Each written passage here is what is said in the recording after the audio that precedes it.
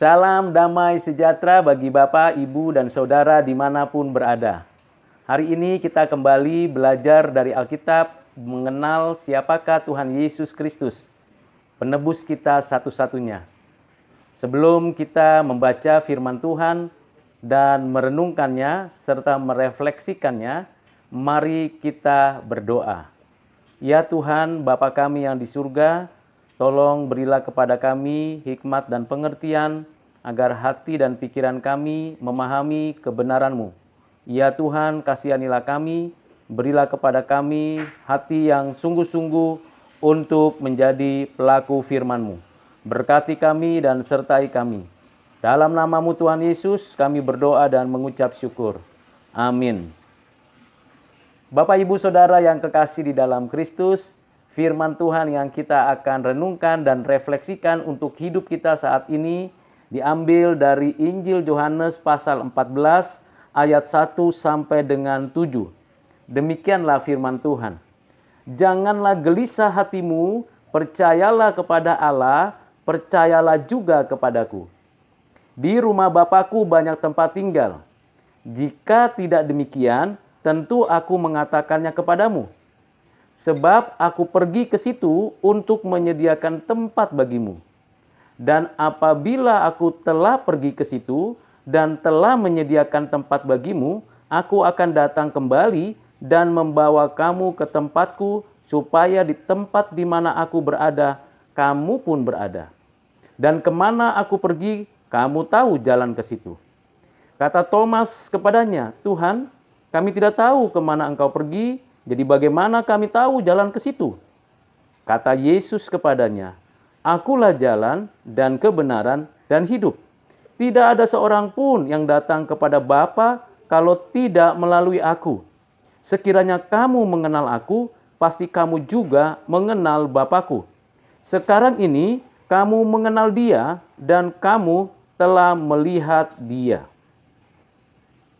Kita bersyukur kepada Tuhan karena Tuhan memberikan kepada kita firman-Nya. Firman yang memberikan kepada kita hidup dan kehidupan. Mari kita merenungkan satu ayat demi satu ayat untuk kehidupan rohani kita saat ini. Ayat pertama dinyatakan oleh Tuhan Yesus untuk murid-muridnya dan untuk kita. Jangan gelisah hatimu. Ini adalah himbauan, perintah, sekaligus peringatan untuk kita. Jangan gelisah hatimu. Apa yang menyebabkan kita gelisah? Apa yang kita harapkan? Apa yang kita ingini tidak tercapai? Atau situasi kondisi yang sedang kita hadapi, baik secara pribadi atau dalam kehidupan keluarga atau komunitas di mana kita berada, mencekam, menakutkan, mengerikan, atau sangat mengkhawatirkan, sehingga kita gelisah karena kita menaruh pengharapan hanya pada diri kita atau orang lain, atau berharap berlebihan. Namun kenyataannya kita tidak mendapatkan kepastian, jaminan hidup yang nyaman dan tenang. Jangan gelisah hatimu. Sebelumnya Tuhan memberikan peringatan kepada kita untuk kita melaksanakan kehidupan yang penuh dengan cinta kasih. Sebelumnya Tuhan Yesus memberikan peringatan kepada Rasul Petrus agar Rasul Petrus benar-benar menyadari misi yang dikerjakan Kristus. Tuhan memberikan kepada murid-muridnya peringatan, pernyataan yang keras, dan juga dorongan. Jangan gelisah hatimu.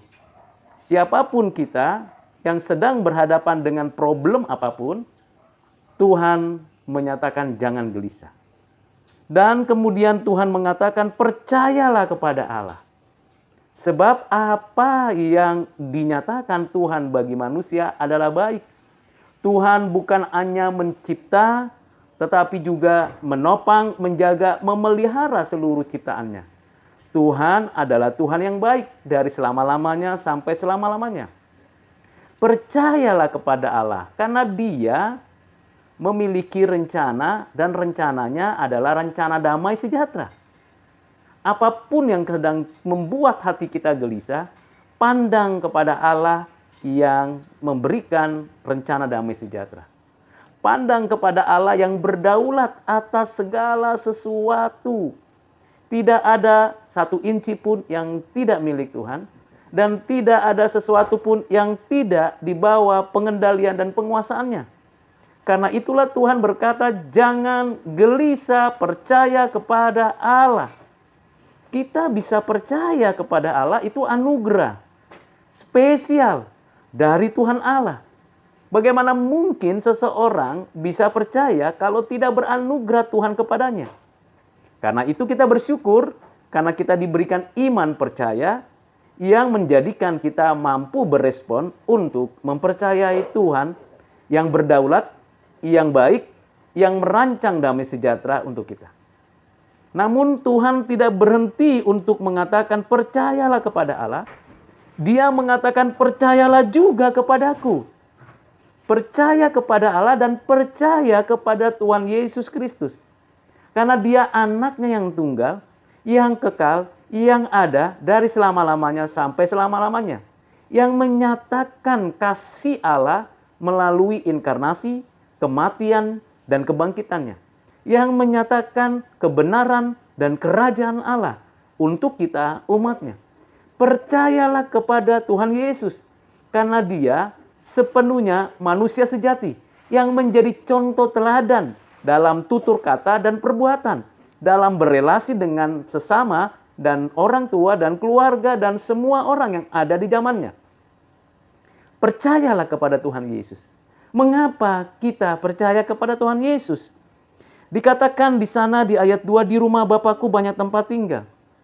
Ini berkaitan dengan kepemilikan dan jaminan dan relasi.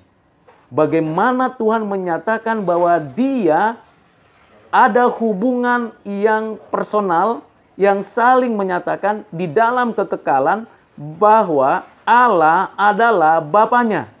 Bahwa yang menciptakan langit, bumi, dan segala isinya adalah Bapanya. Dan dia ada di sana dari kekekalan sampai kekekalan, dari selama-lamanya sampai selama-lamanya.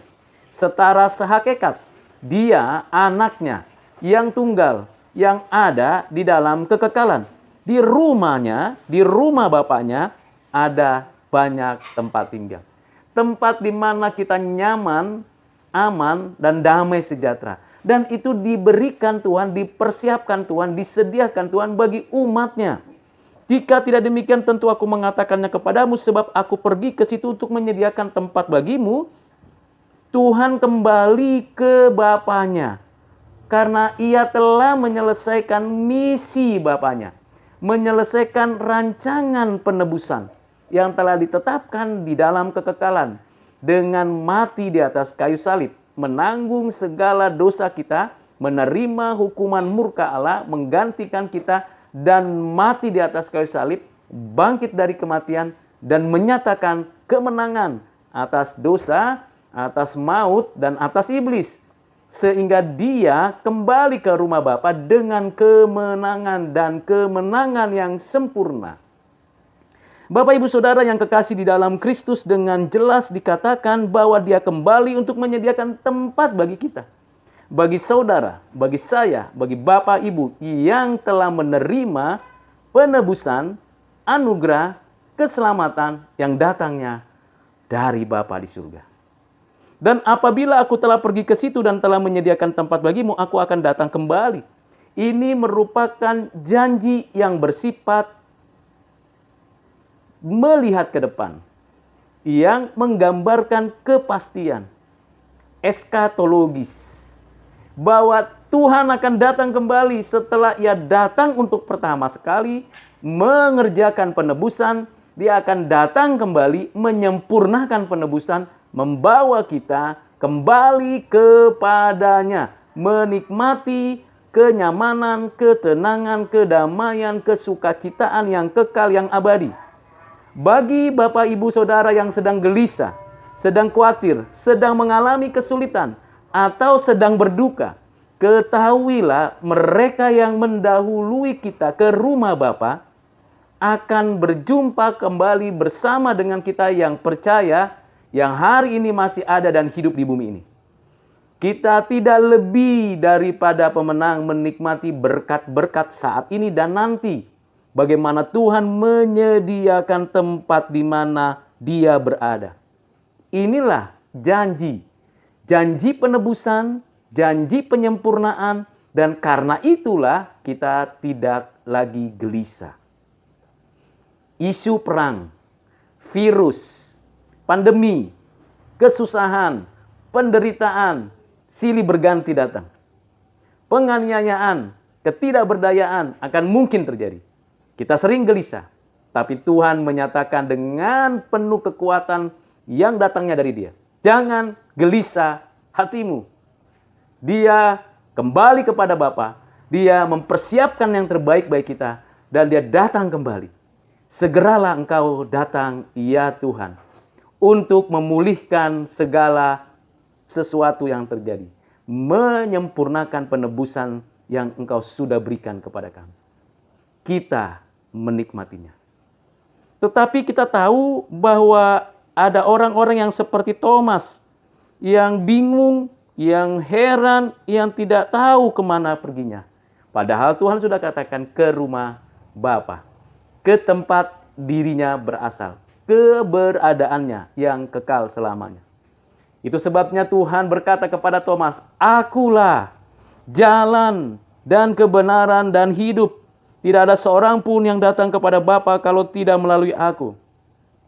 Tuhan Yesus menyatakan, I am, ego eimi, I am who I am. Saya sebagaimana saya adanya. Aku sebagaimana aku adanya. Jalan dan kebenaran dan hidup. Hanya ada satu jalan. Memang ada orang yang mengatakan banyak jalan ke Roma. Ya, ke Roma banyak jalan. Ada banyak agama, banyak kepercayaan. Ya, benar. Ada banyak nabi, ada banyak kitab suci. Ya, benar sekali. Memang banyak. Tetapi yang jalan yang sejati, yang satu-satunya, yang membawa kita kembali kepadanya, yang menjadikan kita milik kepunyaannya, yang membawa kita memiliki relasi kepada Allah, hanya satu. Yesus Kristus, Anak Allah yang tunggal. Tidak ada jalan lain. Jalan lain buntu dan menuju kepada kebinasaan. Jalan lain hanya halusinasi, ilusi, imajinasi, dan keinginan manusia belaka. Tapi ini jalan, dirinya sendiri adalah jalan. Itulah sebabnya kita tidak mungkin sampai kepada Bapa kalau tidak melaluinya. Mengapa? Karena Dia dari Bapa. Mengapa? Karena Dia membawa kita kepada Bapa. Dia jalan itu sendiri, Dia yang membawa kita ke dalam jalannya, dan keadaan ini menjadikan kita memiliki sikap hati yang tenang. Akulah jalan dan kebenaran. Bukan hanya di kayu suni keadilan yang benar, tapi adalah aletheia. Dia adalah kebenaran itu sendiri, sang kebenaran. Kebenaran yang memerdekakan, kebenaran yang melegakan, kebenaran yang menyatakan kemenangan. Kebenaran yang melawan tipu daya iblis. Dia adalah kebenaran.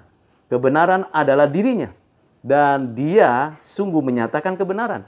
Apa yang diajarkan, dijalani, dihidupi, dinyatakan kepada murid dan semua zaman, setiap orang adalah kebenaran. Karena dirinya adalah sang kebenaran. Kebenaran yang kita tahu di alam ini, kebenaran yang kita baca di dalam Alkitab, dan keseluruhan kebenaran itu pusatnya pada dirinya yang adalah sang kebenaran. Itulah sebabnya kita tidak gelisah. Pusat dari alam, pusat dari pembacaan kitab suci, pusat dari kehidupan adalah dirinya. Sang kebenaran. Dialah kebenaran. Itu sebabnya Tuhan katakan, akulah jalan dan kebenaran. Dan hidup. Hidup yang diberikan kepada kita, hidup yang dinyatakan kepada alam, bumi dan segala isinya, hidup yang berasal dari dirinya, sumber kehidupan, hidup itu sendiri ada padanya, dan karena itu tidak lagi kita gelisah. Akulah jalan, akulah kebenaran, akulah hidup. ego eimi. Di sini dengan tegas dan jelas bahwa dia sendiri menyatakan bahwa dia adalah Tuhan. Siapa yang mengatakan bahwa dia bukan Tuhan? Itu sesat dan menyesatkan tentu. Karena mereka tidak mengerti kalimat apa yang dinyatakan oleh Tuhan Yesus. Akulah jalan, kebenaran, dan hidup. Yang dengan tegas memberikan kepada kita hati yang tenang. Ada jaminan.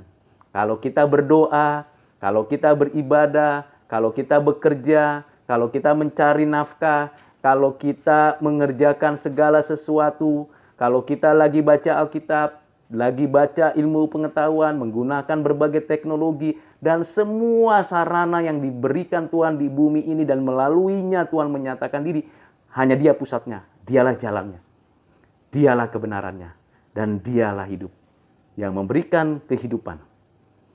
Maka Tuhan dengan tegas mengatakan tidak ada seorang pun yang datang kepada Bapa kalau tidak melalui aku. Hanya satu pengantara. Nabi, Rasul, Maria, orang suci, bukan pengantara. Yang membawa kita kepada Kristus, kepada Bapa, kepada Roh Kudus. Hanya satu, yaitu Yesus Kristus. Hanya Dia. Nabi, Rasul, orang suci, Maria, juga satu-satunya pengantara mereka datang kepada Allah melalui Yesus Kristus. Siapapun kita yang beragama, yang memiliki keyakinan akan kehidupan di dalam Allah, hanya satu cara yang perlu kita tahu dan kita mendapatkan keyakinan. Jalannya, caranya adalah melalui Yesus Kristus. Tidak ada jalan lain. Jalan lain itu buntu dan menuju kebinasaan. Jalan lain itu tipu daya si jahat, si iblis, si setan yang berupaya menipu dengan berbagai macam cara. Sekiranya kamu mengenal aku, kata Tuhan Yesus, pasti kamu juga mengenal Bapakku. Sekarang kamu mengenal aku dan kamu telah melihat Dia. Siapa yang mengenal Bapa dan Tuhan Yesus memiliki hidup yang kekal. Yohanes 17 ayat 3. Siapa yang mengenal Allah, mengenal berarti memiliki relasi pribadi. Itu mungkin karena Roh Kudus yang menyatakannya kepada kita. Yang menerapkan pengenalan itu kepada kita. Mari Bapak Ibu Saudara yang kekasih di dalam Kristus. Setelah kita belajar dengan singkat. Dengan bagian demi bagian yang kita kupas. Apa refleksinya untuk kita pikirkan dan kita aplikasikan. Yang pertama. Jangan gelisah dengan apapun yang terjadi dalam dunia ini. Mungkin ada ancaman, ada kesusahan, ada penderitaan, ada ketidakberdayaan, ada kabar-kabar yang buruk. Kita tidak perlu gelisah.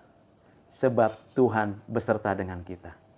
Lebih daripada itu, Tuhan menjamin hidup kita saat ini, nanti, dan selama-lamanya di tempatnya yang kekal. Mari kita maju, mari kita bergerak, mari kita terus melakukan yang baik. Yang kedua, kita harus dengan yakin dan mantap bahwa hanya ada satu jalan. Dan Dia adalah Yesus Kristus.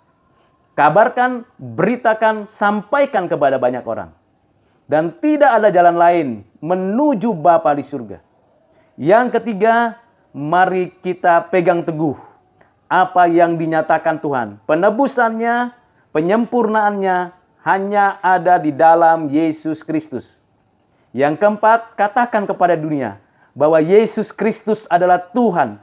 Dia sendiri yang mengatakan, Dia sendiri yang berfirman, Dia sendiri yang memproklamasikan, dan Dia sendiri yang menggenapkannya. Terakhir, mari kita bersuka cita karena Tuhan tidak pernah meninggalkan kita dan membiarkan kita sendirian menghadapi apapun di dunia ini. Kiranya kebenaran firman ini menolong, memberi penghiburan dan kekuatan bagi siapa saja yang sedang gelisah hatinya. Tuhan Yesus memberkati. Mari kita berdoa. Bapa di surga, terima kasih untuk renungan singkat dari firman-Mu. Teguhkan iman kami, kuatkan kami menghadapi apapun persoalan di dunia ini. Berilah kepada kami sukacita dan damai sejahtera-Mu, dan biarlah Tuhan selalu beserta dengan kami. Terima kasih ya Bapa, dalam nama-Mu Tuhan Yesus kami berdoa dan bersyukur. Amin.